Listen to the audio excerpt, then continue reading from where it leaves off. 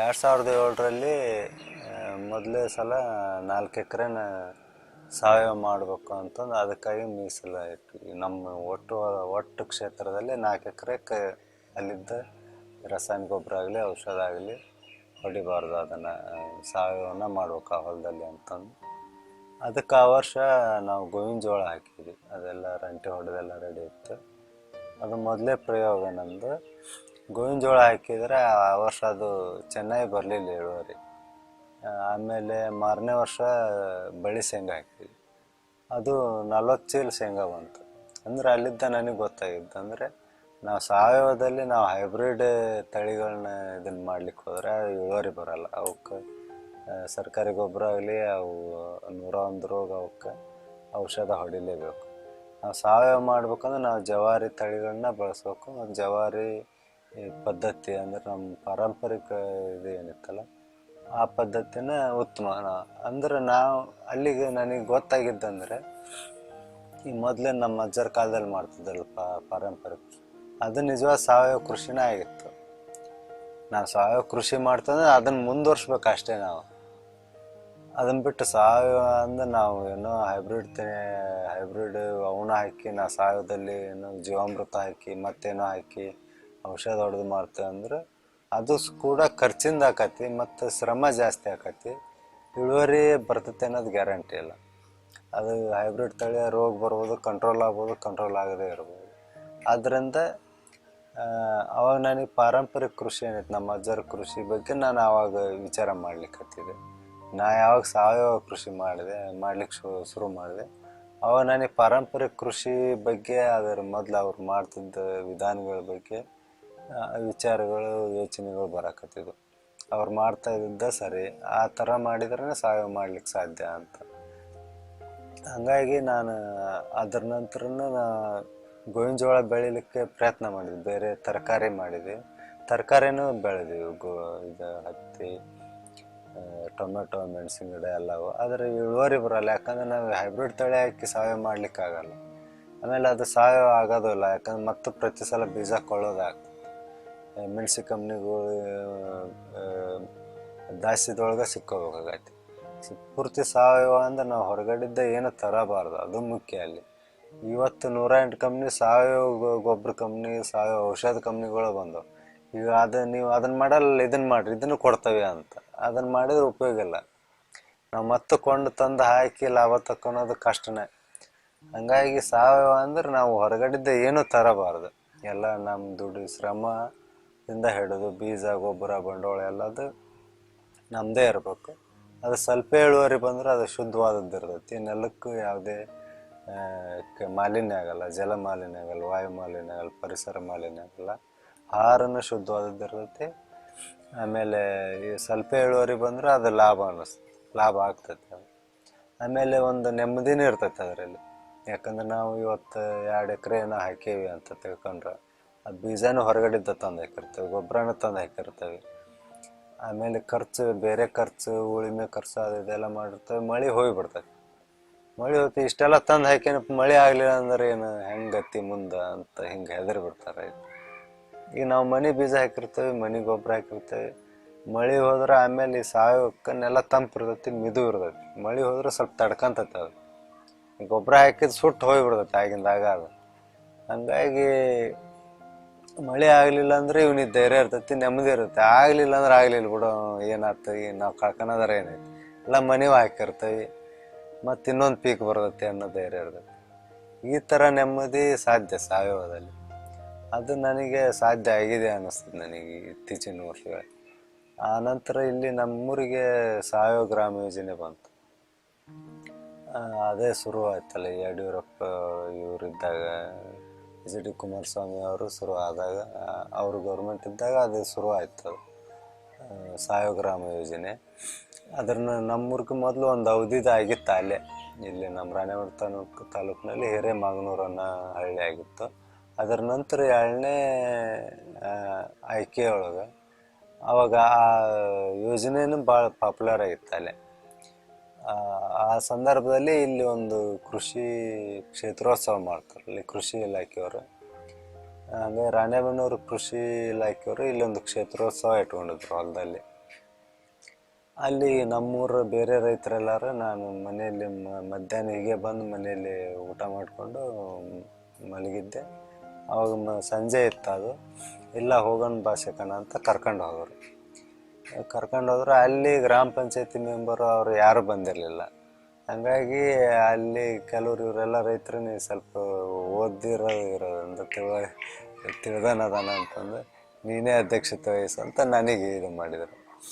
ಅವರು ಇಲ್ಲೆಲ್ಲ ಎಡಿ ಗಿಡಿ ಎಲ್ಲರೂ ಬಂದಿದ್ದರು. ಅದಕ್ಕೆ ಅವತ್ತು ನಾನು ಅದೇ ಸಂದರ್ಭದಲ್ಲಿ ಹಾವೇರಿ ಗೋಲಿಬಾರ್ ಆಗಿ ರೈತರು ಇದಾಗಿತ್ತು ಆ ಸಂದರ್ಭ, ಅದೇ ವರ್ಷ. ಹಾಗೆ ಅದನ್ನು ಸೇರಿದಂತೆ ಗೋಲಿಬಾರ್ ಅಂದ್ರೆ ಗೊಬ್ಬರಕ್ಕೆ ಪಾಳೆ ಹಚ್ಚಿ ನಾವು ಕೂಡ ಇಲ್ಲಿ APMC ರಾತ್ರಿ ಹೋಗಿ ಗೊಬ್ಬರಕ್ಕೆ 1 DAP 2 DAP ಚೀಲಕ್ಕೆ ಪಾಳೆ ಹಚ್ಚೋ ರೈತರು. ಅಂದ್ರೆ ಮಳೆ ಜಾಸ್ತಿ ಆಗಿಬಿಟ್ಟಿತ್ತು ಆ ವರ್ಷ. ಮಳೆನೂ ವಿಪರೀತ ಮಳೆ. ಆಮೇಲೆ BT ಮತ್ತು ಗೋವಿನ ಜೋಳ ಎರಡೇ ಬೆಳೆಗೆ ನಿಂತು ಬಿಟ್ಟಿದ್ರು ಎಲ್ಲ ರೈತರು. ಮೊದಲೆಲ್ಲ ಈ ಬೇರೆ ಈರುಳ್ಳಿ ಅದು ಇದು ಎಲ್ಲ ಹಾಕೋರು. ಇವು ಏನು ಗೊಬ್ಬರದ ಬೆಳೆಗಳು ಏನದಾವಲ್ಲ ಅವನ್ನ ಎಲ್ಲೇ 1 ಎಕರೆ 2 ಎಕರೆ ಮಾಡ್ಕೊಳ್ಳೋರು. ಹಾಗಾಗಿ ಅದಕ್ಕೊಂದು ಲಿಮಿಟ್ ಇತ್ತು ಗೊಬ್ಬರ ಬಳಸೋದಕ್ಕೆ. ಈಗ ಎಲ್ಲರೂ ಈಗ 10 ಎಕರೆ ಇದ್ದಾನೆ 10 ಎಕರೆನೂ BT ಹತ್ತಿನ ಹಾಕೋದು. ಯಾಕಂದ್ರೆ ಎಕರೆಗೆ 10 ಕ್ವಿಂಟಲ್ ಬಂದುಬಿಟ್ಟಿತ್ತು ಅದು. 10 ಕ್ವಿಂಟಲ್ ಅಂದ್ರೆ 4,000 ರೂಪಾಯಿ ಕ್ವಿಂಟಲ್ ಅಂದ್ರೆ 40,000 ರೂಪಾಯಿ 1 ಎಕರೆಯಲ್ಲಿ ಉತ್ಪನ್ನ. ಈಗ ದೊಡ್ಡ ಉತ್ಪನ್ನ ಬರೋಕತ್ತಲ್ಲ. ಹಂಗಾಗಿ ಅವರು ಎಲ್ಲ ಬೆಳೆ ಬೇರೆ ಬೆಳೆಗಳು ತೃಣಧಾನ್ಯ ದ್ವಿದಳ ಧಾನ್ಯ ಎಲ್ಲವನ್ನು ಬಿಟ್ಟು ಬರೀ BT ಹತ್ತಿ ಗೋವಿನ ಜೋಳ. ಅದಕ್ಕೆ ಮಳೆ ಜಾಸ್ತಿ ಆದರೆ ಎರಡಕ್ಕೂ ಗೊಬ್ಬರ ಬೇಕು. ಹಂಗಾಗಿ ಎಲ್ಲರಿಗೆ ಗೊಬ್ಬರ ಬೇಕು. ಆಮೇಲೆ ಎಲ್ಲ ಹೊಲನೂ ಅದೇ. ಹಂಗಾಗಿ ಗೊಬ್ಬರಕ್ಕೆ ಬೇಡಿಕೆ ಜಾಸ್ತಿ ಆಗತ್ತೆ. ಅದು ಸಿಗ್ಲಾರ್ದಂಗೆ ಆಯ್ತು. ಈಗ ಎಲ್ಲರೂ ಪಾಳೆ ಹಚ್ಚಿ ನಿಂತು ಅದು ಕೊನೆಗೆ ಗೋಲಿಬಾರ್ ಆಗೋ ಹಂತಕ್ಕೆ ಹೋಯ್ತು. ಅದು ಸೇರಿದಂತೆ ಪುಕ್ಕುವಕ ಮತ್ತು ಹಸಿರು ಕ್ರಾಂತಿ, ಆಮೇಲೆ ಮೊದಲಿನ ಕೃಷಿ ನಾವು ಹೇಗೆ ಬದಲಾಗೇವಿ ಇದು ಸರಿ ಅಲ್ಲಿದೆ. ನಾವು ಮತ್ತೆ ಹಿಂದಕ್ಕೆ ಹೋಗ್ಬೇಕು. ಮತ್ತು ಅದು ಈಗ ಸ್ವಲ್ಪ ನಮಗೆ ಎಚ್ಚರ ಆಗಕತ್ತೈತಿ ಅನ್ನೋ ಕಾರಣಕ್ಕೆ ಈಗ ಸರ್ಕಾರದ ಲೆವೆಲ್ನಾಗ ಇದು ಸಾವಯವ ಗ್ರಾಮ ಯೋಜನೆ ಕೂಡ ಶುರುವಾಗೈತೆ ಅಂತ ಇದನ್ನೆಲ್ಲ ಮಾತಾಡಿದ್ದೆ. ಅದಕ್ಕೂ ಆವತ್ತು ಅವು ಯಡಿಯೂರು ಅಜ್ಗಣ್ಣವ್ರು ಅಂತ ಒಬ್ಬರು ಎಡಿ ಇದ್ದರು. ಅವ್ರ ಮೇಲೆ ಭಾಳ ಪರಿಣಾಮ ಬೇರೆ. ಹಾಗಾಗಿ ಮುಂದಿನ ಸಲದ್ದು ಇದನ್ನು ಕೂನ್ಬೇಗ ಹಾಕಿಬಿಡೋಣ, ಅಲ್ಲಿ ಸಾಯೋದಕ್ಕೆ ಸ್ವಲ್ಪ ತಿಳ್ಕೊಂಡು ಜನ ಅದಾರ ರೈತರು ಅದಾರ ಅಂತಂದು ಆ ಕಾರಣಕ್ಕೆ ಅದು ನಮ್ಮೂರಿಗೆ ಬಂದ್ಬಿಡ್ತು ಅದು ಸಾವಯವ ಗ್ರಾಮ. ಹಂಗಾಗಿ ಆ ಸಾವಯವ ಗ್ರಾಮ ಆ ಯೋಜನೆ ಸಂಘ ಮಾಡ್ತಾರೆ. ಅದು ಅಧ್ಯಕ್ಷನೇ ನಾನು ಆಗಿದ್ದೆ. ಅಧ್ಯಕ್ಷ 3 ವರ್ಷ ಅದರಲ್ಲಿ ಕೆಲಸ ಮಾಡ್ತಿದ್ದೆ. ಅವೆಲ್ಲ ಇಲ್ಲೆಲ್ಲ ನಮ್ಮ ರೈತರಿಗೆ ಭಾಳಷ್ಟು ನಾನು ಹಿಂಗೆ ಎಲ್ಲ ಹೇಳಿದೆ, ಸಾವಯವ ಮಾಡೋದು ಅನಿವಾರ್ಯ ಇವತ್ತೆಲ್ಲ ಅಂತ. ಇವತ್ತು ಅದು ಸರ್ಕಾರಿ ಗೊಬ್ಬರ ಹಾಕಲಿಲ್ಲ ಅಂದರೆ ಔಷಧ ಹೊಡಿಲಿಲ್ಲ ಅಂದರೆ ಬೆಳೆ ತೆಗಿಲಿಕ್ಕೇನೆ ಸಾಧ್ಯ ಇಲ್ಲ ಅಂತಂದು ನಂಬಿಟ್ಟಿದೆ. ಅದನ್ನು ಮಾಡಲಿಕ್ಕೆ ತಯಾರಿಲ್ಲ ಅವರು, ಅದನ್ನು ಬಿಡಲಿಕ್ಕೆ ತಯಾರಿಲ್ಲ. ಬಿಟ್ಟರು ಬರೋದಲ್ಲ, 1 ವರ್ಷಕ್ಕೆ ಬರೋಲ್ಲ. ಆದ್ರೆ ಕ್ರಮೇಣ ಅದು ಸುಧಾರಣೆ ಆಗ್ತೈತಿ. ಅದ್ರ ಬಿಟ್ಟರೆ ಸದ್ಯ ಹೆಂಗೆ ಅನ್ನೋದೊಂದು ಪ್ರಶ್ನೆ ಅವ್ರಿಗೆ. ಹಂಗಾಗಿ ಯಾರು ಮಾಡಿದ್ರು ಎಲ್ಲ ಹೇಳಿದ್ರು. ಅದ್ರ ಸೌಲಭ್ಯ ಎಲ್ಲ ಡ್ರಮ್ಮು ಬಾಣಿ ಎರೆಹುಳು ತೊಟ್ಟಿ ಎಲ್ಲ ಮಾಡ್ಕೊಂಡ್ರು. ಆಮೇಲೆ ಯಾರು ಮಾಡಲೇ ಇಲ್ಲ, ನಾನು ಒಬ್ಬನೇ ಉಳ್ದನು ಕೊನೆಗೆ. ಈಗ ಸಾವಯವ ಗ್ರಾಮ ಯೋಜನೆ ಆಯ್ತು. ಇದಾದಮೇಲೆ ಅವು ಇತ್ತೀಚೆಗೆ ಇದು ಬರೆದಿದ್ದು ನಾನು ಕೃಷಿ ಬಗ್ಗೆ. ಅವರು ಸುರೇಶ್ ಅವರು ಇದ್ದರು. ಸುರೇಶ್ ಅವರು ಅವರು ಕೃಷಿ ಪುರವಣಿ ಮತ್ತು ಇದನ್ನು ಮಾಡ್ತಾಯಿದ್ರು. ನಾ ಅಲ್ಲಿದ್ದಾಗ ನಮ್ಮ ಸೀನಿಯರ್ ಎಡಿಟರ್ ಆಗಿದ್ದರು ಅವರು, HR ಸುರೇಶ್ ಅಂತಂದು. ಅಲ್ಲಿದ್ದ ನಾನು 2006ಕ್ಕೆ ಬಿಟ್ಟು ಬಂದೆಲ್ಲ. ಅವಾಗ ಗೊತ್ತಿತ್ತು, ಅವಾಗ ಅವರೆಲ್ಲ ಅಲ್ಲೇ ಇದ್ದರು. ಇಲ್ಲಿದ್ದ ನಾನು ಅಲ್ಲಿ ಬಿಟ್ಟು ಬಂದಮೇಲೆ ವಿಜಯವಾಣಿ, ವಿಜಯ ಕನ್ನಡ ಇವೆಲ್ಲ ಬೇರೆ ಬೇರೆ ಹೊಸ ಪೇಪರ್ಗಳು ಶುರುವಾದವು. ಎಲ್ಲರೂ ಅಲ್ಲಿದ್ದ ಜಂಪ್ ಆದರು. ಅಲ್ಲಿ ಮತ್ತು ಇವ್ರಿಗೆ ಪೇಮೆಂಟ್ ಏನು ಒಂದು ಉದಯವಾಣಿಗೆ ಹೋಗಿದ್ದರು ಅವರು. ಉದಯವಾಣಿ ರೆಸಿಡೆಂಟ್ ಎಡಿಟರ್ ಆಗಿದ್ದು ಹುಬ್ಳಿಗೆ HR ಸುರೇಶ್ ಅವರು. ಆಮೇಲೆ ಇವ್ರು ಮತ್ತೆ ಅವ್ರನ್ನ ವಾಪಸ್ ಕರ್ಕೊಂಬಂದು ಇಲ್ಲಿ ಇದು ಮಾಡಿದಾಗ ಇವರು ಅದಕ್ಕೆ ಸ್ವಲ್ಪ ಹೊಸ ಇದನ್ನು ಕೊಡ್ಲಿಕ್ಕೆ ಪ್ರಯತ್ನ ಮಾಡಿದ್ದು. ಆ ಸಂದರ್ಭದಲ್ಲಿ ಇಲ್ಲ, ಕೃಷಿ ಪುರವಣಿ ನಾವು ಹೊಸದಾಗಿ ಶುರು ಮಾಡ್ತಾಯಿದ್ದೀವಿ, ನೀವು ಅದಕ್ಕೆ ಅಂಕನ ಬರ್ರಿ ಅಂತ ಹೇಳಿ. ಅಂಕನ ಬರ್ರಿ ಅಂದಾಗ ನನಗೆ ಬರೆಯೋದು ನಿಜವಾಗ್ಲೂ ಕಷ್ಟ ಅನ್ನೋದು. ಬೇಡ ಸರ್, ನಾನೇನು ಸಕ್ಸಸ್ಫುಲ್ ಆಗಿಲ್ಲ, ಸುಮ್ಮನೆ ಮಾಡ್ತಾ ಹೊಂಟಿದ್ದೀನಿ ಅಷ್ಟೇ. ಕೃಷಿನ ಸಾವಯವ ಮಾಡ್ಬೇಕು ಅನಿಸುತ್ತೆ.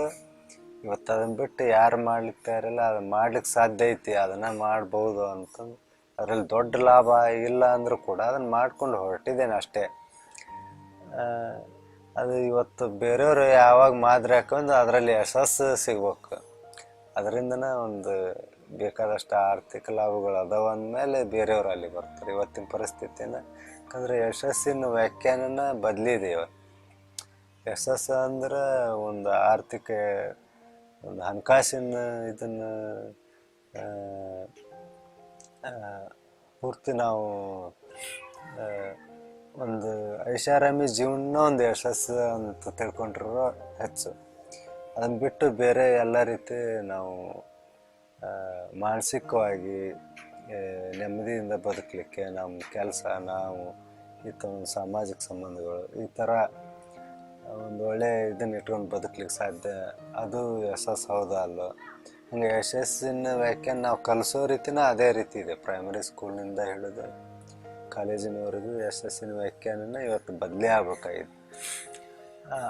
ಅದನ್ನು ಅವ್ರಿಗೆ ಹೇಳಿದೆ ಸರಿಗೆ, ಇಲ್ಲ ನಾ ಯಶಸ್ವಿ ರೈತ ಅಲ್ಲ. ಅಂದರೆ ಈ ಪೇಪರ್ನಲ್ಲಿ ಜಾಸ್ತಿ ಬರೋದು ಇವ ಇಷ್ಟು ಇಳುವರಿ ತೆಗ್ದಾನ, ಇಷ್ಟು ರೊಕ್ಕ ಗಳಿಸ್ಯಾನ ಅಂತಂದ ಬರೋದು. ಒಬ್ಬ ರೈತನ ನಾವು ಆರ್ಟಿಕಲ್ ಬಂದಾಗ ಅವನ ಯಶಸ್ಸನ್ನು ಅಳೆಯೋದು ಆ ಥರ. ಹಾಗಾಗಿ ಆ ದೃಷ್ಟಿಯಿಂದ ಅವ್ರಿಗೆ ಹೇಳಿದೆ. ಅವರು ಇಲ್ಲ, ಅದು ನೀವು ಹೇಳೋದು ಸರಿ, ನೀವು ಸರಿಯಾದ ಮಾರ್ಗದಲ್ಲಿದ್ದೀರಿ. ಅಂದ್ರೆ ಇವತ್ತು ಈಗ 20 ವರ್ಷದ ಹಿಂದಿನ ಪರಿಸರ, ನಾವು ಚಿಕ್ಕವರಿದ್ದಾಗ ನಮ್ಮ ಬಾಲ್ಯದ ಪರಿಸರ ನೋಡಿದರು, ಇವತ್ತು ನಮ್ಮ ಮಕ್ಕಳು ನೋಡ್ತಿರೋವಂಥ ಪರಿಸರ ನೋಡಿದರು, ಎಷ್ಟೊಂದು ಹಾಳಾಗಿದೆ. ಇದು ಮುಂದಿನ ಪೀಳಿಗೆಗೆ ಉಳಿಬೇಕು ಅಂದರೆ ನಾವು ಮಾಡಬೇಕಾದ ಏನು ಮಾಡಬೇಕು ಆ ದಾರಿಯಲ್ಲೇ ನೀವು ಹೊರಟಿರಿ, ಸರಿಯಾದ ಮಾರ್ಗದಲ್ಲಿ ಹೊರಟಿರಿ. ಮತ್ತು ಪರಿಸರಕ್ಕೆ ಪೂರಕವಾದಂಥ ಕೃಷಿ ಮಾಡ್ತಾ ಇದ್ದೀರಿ. ಹಾಗಾಗಿ ನೀವು ಮಾಡ್ತಿರೋದು ಸರಿ. ಆದ್ದರಿಂದ ಇಲ್ಲಿ ಯಶಸ್ಸಿನ ಪ್ರಶ್ನೆನೇ ಬರಲ್ಲ. ನೀವು ಈ ಸಂದರ್ಭದಾಗ ನಿಮ್ಮ ಜೀವನಾನುಭವ ನಿಮಗೇನು ಅನ್ನಿಸ್ತು, ನಿಮ್ಮ ವಿಚಾರ ಏನು, ಅದನ್ನು ಬರ್ಕಂತ ಬರ್ರಿ ಅಂತ ಹೇಳಿದರು. ಆಯ್ತು ಸರ ಅಂತಂದು ಬರೀಲಿಕ್ಕೆ ಶುರು ಮಾಡಿ, ಅದ ಬೇಸಾಯದ ಕತೆ ಅಂತ ಪುಸ್ತಕ ಆಗಿ.